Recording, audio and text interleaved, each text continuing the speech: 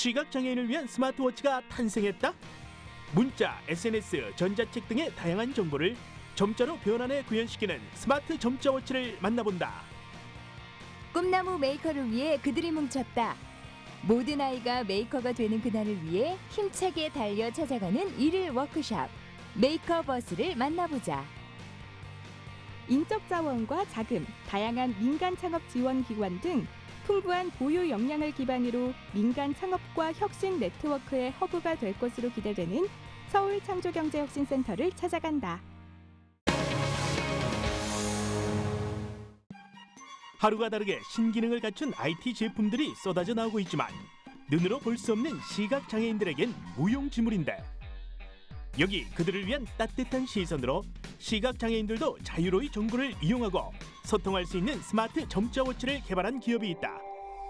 인간을 위한 따뜻한 기술을 선보인 닷워치를 만나보자.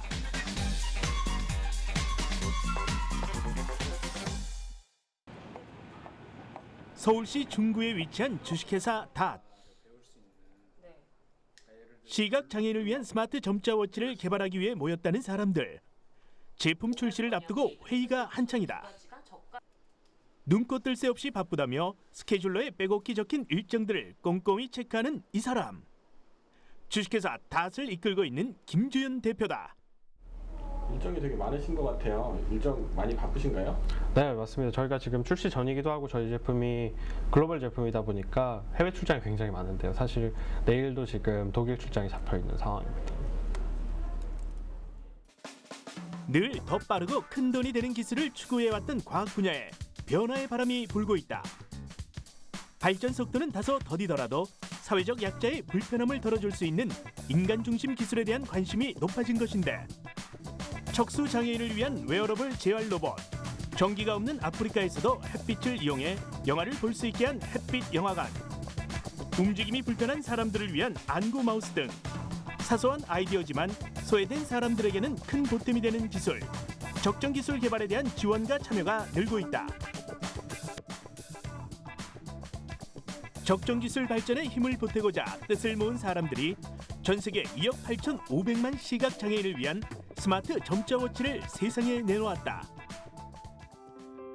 이것이 바로 주식회사 닷에서 개발 중인 닷워치다.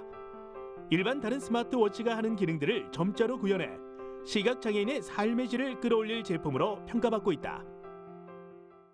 제가 미국에서 이제 공부할 때 시각장애인 친구를 만났었어요. 근데 그 친구가 너무 큰 책을 읽고 있더라고요. 그래서 우리가 흔히 읽는 성경 같은 것도 22권이나 된다고 하더라고요. 그래서 그때 굉장히 충격을 먹고 이 친구들 위해 할 수 있는 게 없을까 고민하면서 시작하게 됐습니다.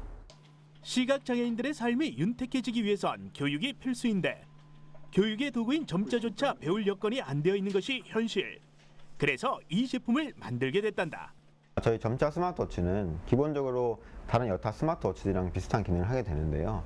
한 가지 특징점은 다른 스마트워치들은 여러 가지 핸드폰에서 정보나 이런 라이트한 데이터들을 텍스트로 받아온다면은 저희는 6개의 도트로 이루어진 시각장애인 분들이 텍스트를 손끝으로 움직여서 읽을 수 있는 점자로 표현이 된다는 것이 좀 특징입니다.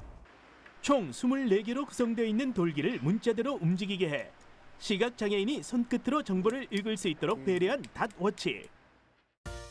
스마트폰이나 태블릿 PC로 메일과 문자 메시지를 수신받으면 그 내용을 점자 신호로 변환해 블루투스를 통해 연동된 점자 스마트워치로도 전송이 되는데, 메시지의 내용이 잘 전송되는지 작은 실험을 해봤다. 렛츠 메이크라는 문자를 보냈더니 닷워치의 점자 돌기들이 빠르게 움직이며 렛츠 메이크를 표현해냈다. 우리 시각장애인분들 많이 편해지셨겠죠?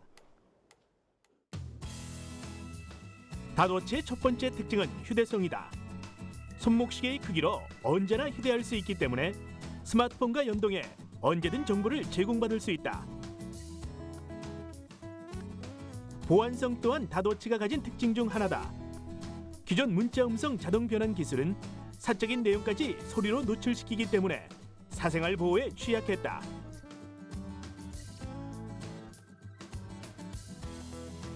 이어폰으로 들으면 되지 않느냐 하겠지만, 청각과 촉각에 의존하는 시각장애인의 경우 위치 파악에 방해를 받아 사고의 우려도 높아진다.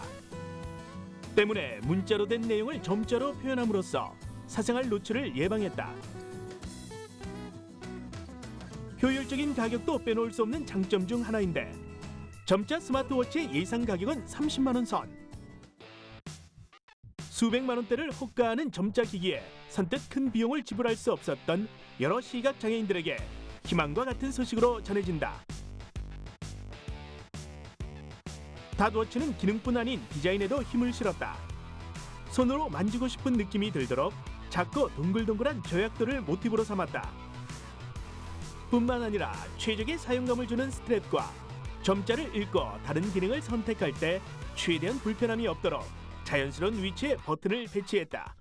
기존에 나왔던 제품들은 이제 기능 위주의 제품이다 보니까 디자인에 좀 덜 신경 쓴 제품들이 많았고 저희는 그 부분에서부터 차별점을 두고자 이제 디자인에 또 집중을 좀 하게 되었습니다. 그리고 시각장애인분들이랑 많이 미팅을 진행하면서 시각장애인분들이 디자인에 굉장히 신경을 많이 쓴다는 걸 알았어요. 이제 그분들이 뭐 예를 들어 핸드폰을 고르실 때라거나 옷, 그러니까 많은 부분에 디자인은 어때? 색은 어때? 이거 이뻐? 이런 식으로 주변 사람들에게 굉장히 많이 묻더라고요. 그래서 이거 시각장애인 제품 정말 이쁘게 만들어서 정말 프리미엄적인 느낌을 한번 줘보자 하고 지금 디자인에 박차를 가하고 있는 상태입니다. 손목에 차기만 해도 문자 내용이 점자로 실시간 구현되는 기술. 더욱 자랑스러운 것은 100% 자체 기술이기 때문에 프랑스, 중국 등 해외 러브콜도 연일 이어지고 있는 상황이다. 시각장애인을 위한 제품이라는 좋은 뜻에서 출발했고 가시적인 성과도 나타내고 있어 요즘같이 기분 좋은 때도 없지만 제품을 개발하기까지 꽤 많은 일들이 있었고 노력들이 필요했다. 워싱턴 대학에서 컴퓨터공학과 역사를 공부했던 김주윤 대표. 유학생활 중 만난 지인들과 꾸준히 창업에 도전했지만 성과 대신 아쉬움만 돌아왔다. 의기소침해 있는 그의 마음을 다잡게 한 건 췌장암 진단 종이 센서를 개발한 10대 소년 잭 안드라카였다. 잭 안드라카라는 친구를 닷을 시작하기 전에 알게 됐어요. 그래서 그 친구 동영상을 봤었는데 저는 기존에 소프트웨어 창업밖에 안 해봤거든요. 그래서 닷은 하드웨어 제품인데 하드웨어를 할 수 있을까 고민을 되게 많이 했어요. 근데 그 친구는 췌장암 진단 키트를 만들었는데 기존보다 15,000배 싼 혁신적인 기기를 만들었거든요. 15살의 나이에. 그래서 저도 굉장히 도전을 받고 그때 용기를 얻고 다시 닷을 시작할 수 있는 계기가 되었었습니다. 혁신을 꿈꾸는 김주윤 대표는 점자 스마트워치 개발을 위해 뜻을 함께해줄 이들을 찾았는데 하드웨어 개발자 성기광 이사를 비롯 디자인을 담당할 주재성 디자이너와 각 분야의 전문가들이 기꺼이 힘을 보탰다.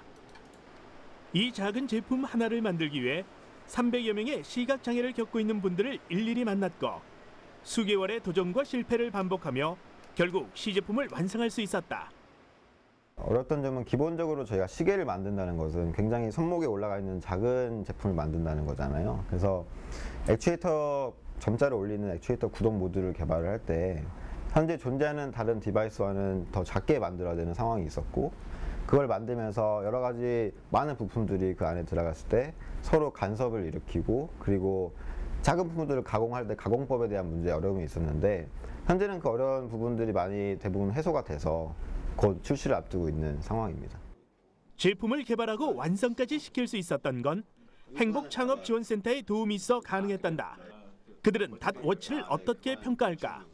다시 만들고 있는 스마트워치는요. 점자를 기반으로 한 스마트워치인데 기존에 있던 적정 기술을 잘 활용해서 만든 제품이고요. 전 세계에 거의 없는 제품이기 때문에 한국에서 만들었지만 전 세계를 상대로 이렇게 팔 수 있는 정말 훌륭한 제품이라고 생각하고 있습니다. 닷워치는 지금 모습 그대로도 손색 없는 제품이지만 더 나은 제품으로 발전시키고 싶다고 말하는 김주윤 대표. 앞으로의 계획을 들어봤다. 닷은 저희 첫 제품이고 어떻게 보면 낮은 가격 장벽을 통해서 이분들이 처음 점자를 접하게 할 수 있는 기계예요. 그리고 그 다음 프로덕트로 공공점자라는 걸 만드는데 ATM이랄지 버스 정류장이랄지 이런 부분에 있어서 실시간 정보를 받아볼 수 있게 하는 점자 모듈을 이제 전 세계적으로 보급해서 정말 2억 8,500만 시각장애인 분들이 차별 없는 세상에 살게 하는 게 저희의 미션입니다. 시각장애인들이 견뎌내야 했던 불편함에 공감하며 점자 스마트워치를 개발함으로써 그들의 삶을 한층 더 윤택하게 만든 사람들. 세상의 혁신을 일으킬 그들의 따뜻한 기술이 앞으로도 전 세계로 퍼져나가길 기대해본다. 3D 프린터는 메이크업 활동에 있어 필요한 제품이지만 학생들이 직접 경험해보기란 쉽지 않은데 이런 메이크업 꿈나무들을 위해 그들이 뭉쳤다. 만들기에 대한 꿈을 선사하는 메이크업 버스를 찾아가자.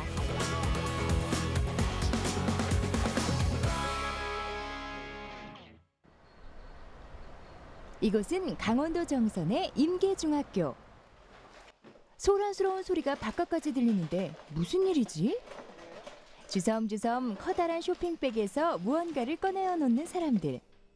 오늘 학생들에게 좋은 기회를 선물하고 싶어 왔다는데 보시다시피 우리 학교는 강원도 산골 아주 작은 학교입니다. 그렇기 때문에 도시 아이들에 비해서 상대적으로 교육 기회가 많이 부족하다고 생각해요. 그런 점을 안타깝게 생각하던 차에 메이크업 버스에서 3D 프린터 무료로 체험 활동을 해주시겠다는 소식을 접하고 아이들에게 전했더니 굉장히 좋아하더라고요. 그래서 아이들의 신청을 받아서 이번 기회를 마련하게 됐습니다. 작은 학교임에도 불구하고 소프트웨어 연구 학교로 선정됐지만 지리적인 한계에 부딪혀 실제로 3D 프린터를 본 학생과 교사는 한 명도 없다는데 이 사연이 메이커버스 팀원들의 발길을 이곳으로 이끌었다. 러닝 바이 메이킹. 만들기를 통해 배운다는 슬로건을 내세운 이들은 바로 메이커버스. 3D 프린터와 만들기 도구는 기본. 교육을 해줄 강사까지 태운 버스가 학교를 직접 방문해 만들기 교육을 진행하는 프로젝트로 초, 중, 고등학교의 학기 중 매주 1회 메이크업 꿈나무들을 위해 강원, 전라, 경상 등 방방곡곡 어디든 찾아가 3D 프린터 수업을 제공한다. 시험 출력이 시작된 3D 프린터를 지켜보는 학생들. 생소한 광경에 눈빛이 반짝반짝한데 거기에 질문 세례까지. 와, 팀원들 오늘 인기 좋은데요? 3D 프린터에 대한 간단한 설명을 시작으로 수업이 진행됐다. 3D 프린터로 출력을 하기 위해 꼭 필요한 과정인 모델링. 모델링 프로그램으로 간단하고 개성 넘치는 나만의 열쇠고리 만들기를 시작했는데 3D 프린터 설계의 출력 노하우까지 아낌없이 대방출. 학생들이 직접 설계한 열쇠고리가 3D 프린터로 출력되고 이 막간을 이용해 학생들에게 상상력을 펼칠 수 있는 시간이 주어졌다. 미래의 운송수단을 상상해 모델링하기. 자신이 생각하는 것을 종이와 펜을 이용해 스케치한 후 모델링 프로그램에 옮기기 시작한 학생들. 각양각색 다양한 아이디어가 쏟아져 나왔는데 자신이 상상한 미래의 운송수단을 발표하는 우리 친구들. 그 사이에도 3D 프린터는 열심히 학생들의 작품을 출력하고 있다. 하나 둘 메이커버스의 로고와 함께 완성된 출력물을 고리에 매달자 그럴듯한 열쇠고리가 완성. 눈 깜짝할 새 3시간이 지나갔는데 학생들은 어땠나요? 재밌었나요? 3D 프린터 이거 하기 전에는 잘 몰랐었는데 이거 한으로는 좀 더 알게 되고 무지 재밌었던 것 같아요. 굉장히 흥미로웠고요. 그리고 꼭 한번 해보고 싶었고 그리고 집이 멀다 보니까 체험할 기회가 없어서 그리고 학교에서 하는 거니까 굉장히 즐겁고 재밌었어요. 일회성으로 끝나는 프로젝트가 아닌 메이커버스. 작은 산골 학교부터 멀리 있는 지방의 학교까지 다양한 기회를 제공해주고 싶다는 그들인데 네, 1차적으로는 저희 메이커버스 지금까지 해온 것처럼 학교들을 찾아다니면서 그동안 3D 프린팅을 접하지 못했던 학교들에게 그리고 아이들에게 이렇게 3D 프린팅에 대해 알려주고 싶고요. 그리고 학교가 중심이 되는 메이커 문화 활성화를 위해서는 선생님들이 중심이 되어야 된다고 생각하기 때문에 선생님들을 대상으로 하는 그런 교사 워크숍이나 연수들도 지금 준비 중에 있습니다. 그리고 웹사이트를 만들어서 그리고 해외에 있는 메이커들과 연결을 시켜주는 그런 네트워킹의 역할도 하고 싶습니다. 꿈나무 메이커를 위해 메이커버스는 오늘도 달린다. 모든 아이가 메이커가 되는 그날까지 함께할 메이커버스. 오늘도 힘차게 출발! 메이커버스 화이팅!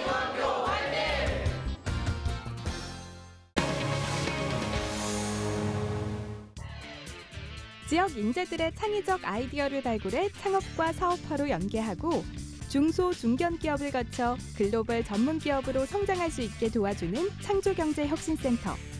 그중 서울창조경제혁신센터는 인적 자원과 자금은 물론 다양한 민간 창업 지원 기관 등 풍부한 보유 역량을 기반으로 민간 창업과 혁신 네트워크의 허브가 될 것으로 기대되고 있는데요.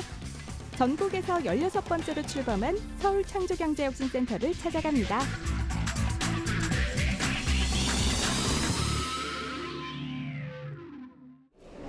창조경제혁신센터는 지난해 9월 대구 창조경제혁신센터를 시작으로 올해 7월 말 인천 창조경제혁신센터가 출범하게 되면서 전국적 네트워크를 갖춘 온오프라인 창조경제 실현 플랫폼을 구축하게 되었는데요.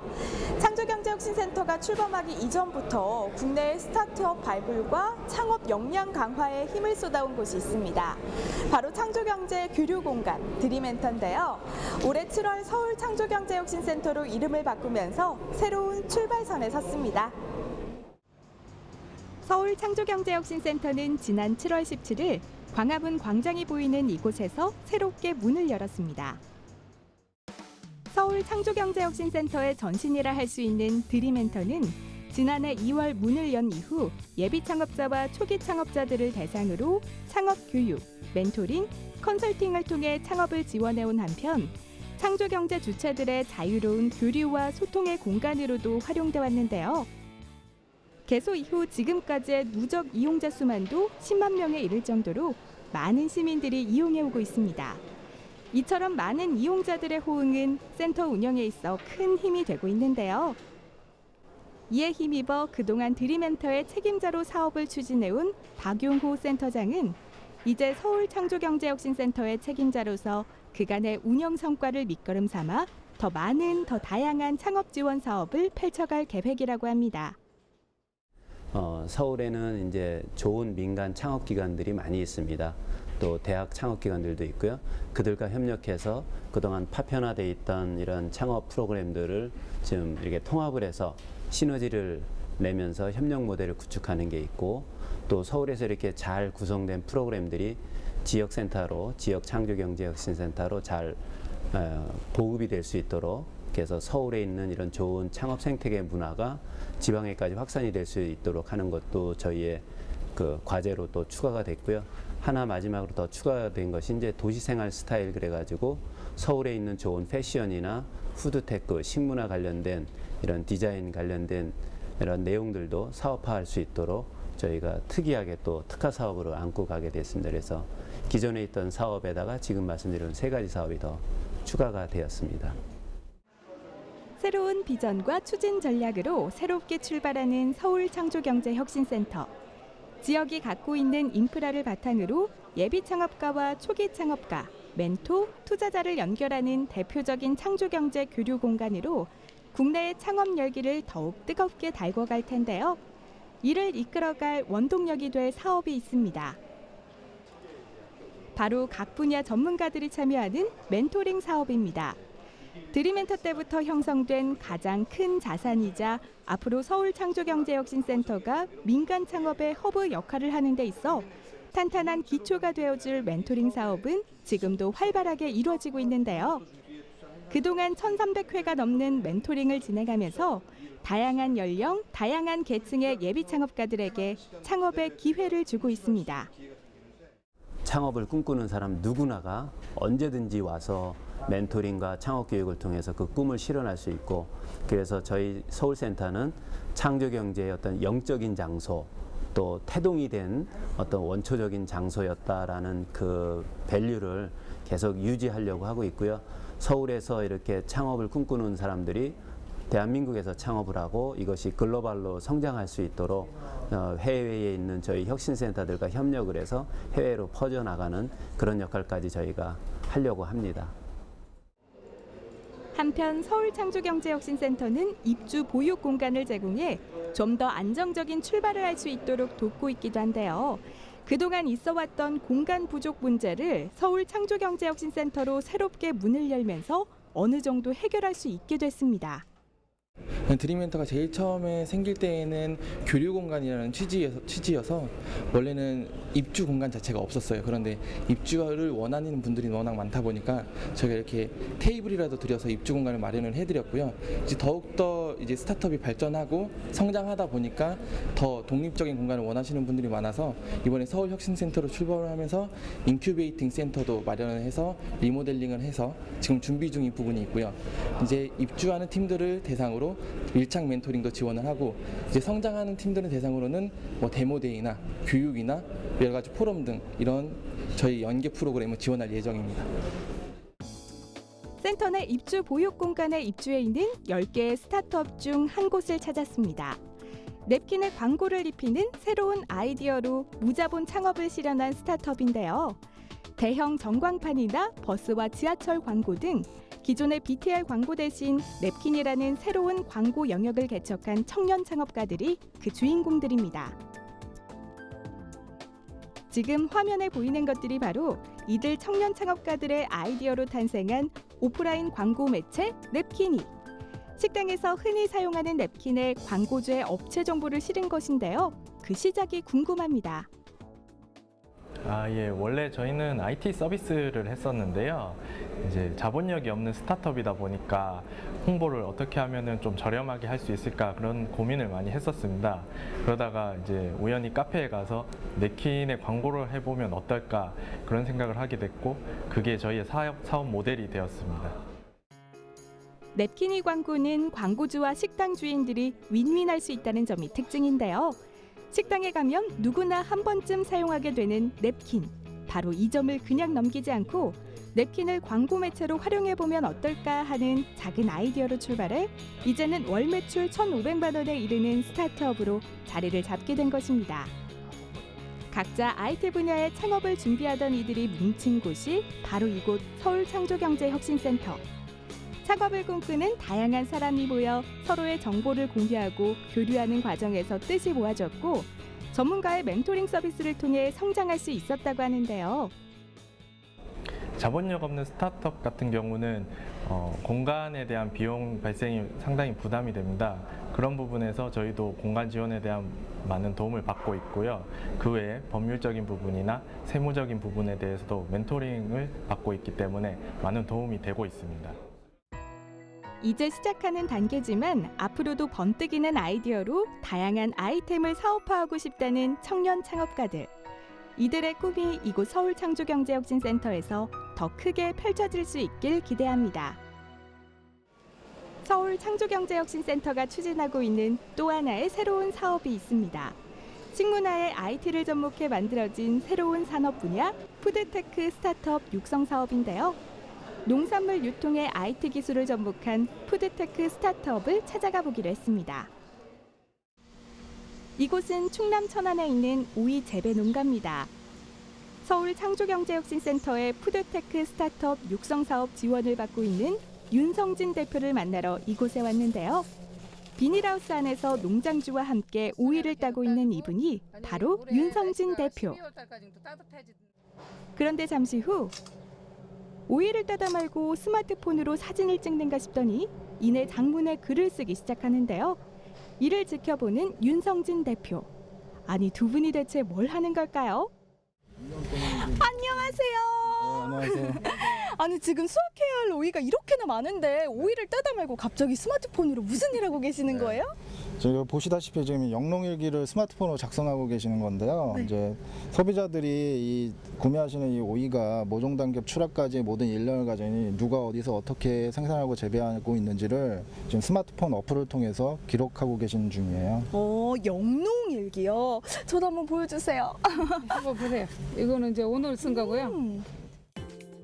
오늘의 수확량과 수확한 오이 상태 등을 상세히 기록한 영농일기가 틀림없는데요. 영농일기를 업로드한 곳은 K파머스라는 스마트폰 애플리케이션. 바로 윤성진 대표가 개발한 실시간 생산 정보 기반 농업 마케팅 플랫폼입니다. K파머스는 회원 농가가 생산 현장에서 영농일기 기반 농작물 정보를 애플리케이션에 올리면 다양한 SNS 채널에 동시 등록되는 것은 물론 농장주가 운영 중이던 홈페이지나 쇼핑몰에도 실시간으로 생산 정보가 연동되는 융합 플랫폼입니다. 이 K파머스는 실시간 생산 정보 기반 직거래 플랫폼입니다. 그래서 이 앞에 직거래 플랫폼보다는 앞에 제일 중요한 게 이 실시간 생산 정보 기반인데요. 이 실시간 생산 정보 기반을 통해서 누가 어디서 어떻게 라는 이런 생산 정보를 통해서 소비자들이 그 정보들을 봤을 때 이 상품들은 믿을 수 있는 농산물이구나 라는 그런 농산물의 이야기를 소비자들한테 전달하고 싶었습니다. 그래서 어떻게 보면 이 서비스는 그 유통 플랫폼이 아니라 스토리 플랫폼입니다. K파머스는 스마트폰 결제 수단이나 데이터 전송 등에 활용되는 근거리 무선 통신 기술인 NFC 칩이 장착된 간판을 통해서도 농산물 생산 농가의 실시간 생산 정보를 유통시킬 수 있는데요. 이 또한 K파머스의 특장점이라 할 수 있습니다. 때문에 소비자 역시 다양한 채널을 통해 공유된 농산물의 정보를 확인한 다음 구매를 결정할 수 있는 것입니다. 이처럼 윤성진 대표는 농민과 소비자가 서로 믿을 수 있는 생산 정보를 공유하는 새로운 직거래 생태계를 만든 것인데요. 그렇다면 과연 K파머스라는 새로운 서비스에 대해 농민들은 어떤 생각을 가지고 있을까요? 농업인들이 이제 농사를 지면서 이제 판매까지 하고자 하는 노력을 하는데 이제 그동안은 홍보 매체가 없어가지고 많이 어려움을 겪었는데 이 K파머스 어플을 사용하면서 영농일기를 쓰고 있으니까 실시간으로 소비자분들이 알아주기 때문에 지금 많이 도움되고 있어요. 창업 2년 만에 푸드테크 분야의 유망한 스타트업으로 성장시킨 윤성진 대표. 하지만 성장을 위한 노력은 계속되는데요. 현재 K파머스에 등록된 회원 농가만도 약 2,300여 곳으로 윤성진 대표는 종종 회원 농가를 찾아 농민들의 의견을 듣는가 하면 전국 단위의 회원 농가 모임을 열거나 직접 농촌을 찾아 농민들에게 K파머스 애플리케이션에 대한 교육도 진행하는 등 그 열정은 식을 줄을 모릅니다. 누구도 도전하지 않았던 일이라 시작부터 어려움이 많았지만 서울창조경제혁신센터의 푸드테크 스타트업 육성 사업을 통해 한 단계 더 성장할 수 있었던 윤성진 대표.